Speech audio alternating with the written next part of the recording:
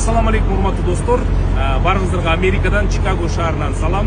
Өзүңүздөр билгендей, Америкада азыр биздин мекендештердин саны көбөйүп жатат. Бул жакшы жаңылык. Ошол менен биргеликте кыргыз кафелери, кыргыз IT компаниялары, кыргыз трак компаниялары ачылып жатат. Бардыгына ийгилик каалайбыз. Ошондой эле кыргыз мектеби Кудай буйруса ачылат. Бул жакшы жетишкендик, Кудай буйруса. Анан мекендештердин саны көбөйүп жатып, Алланын ыраазычылыгы үчүн баарыбыз муктаж болгон кыргыз мечитин алууга мекендештер даярданып жатышат. Мен жанымда Улукбек, ассаламу алейкум. Улукбек мырза жанымда. Мен артында турган трактын, Volvo трагынын ээси ушул Улукбек мырза. Биз азыр бул тракты сатууга коебуз. Трак жөнүндө маалыматтын бардыгын Улукбек айтып берет.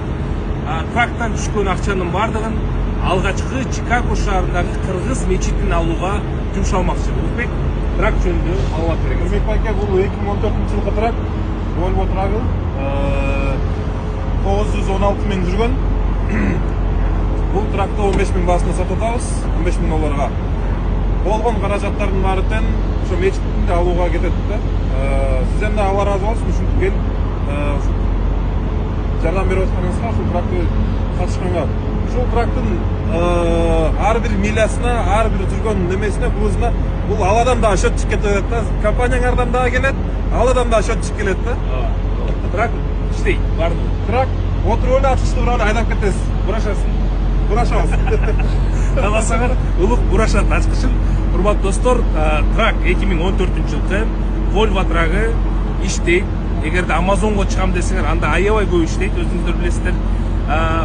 Баасы 15 миң доллар. Түшкөн каражат Чикаго шаарында Кудай буйруса алгачкы кыргыз мечитин алууга жумшалат. Суроолор болсо могул жерде бардык телефондор турат. Улукбек мырзага чалсаңыздар болот.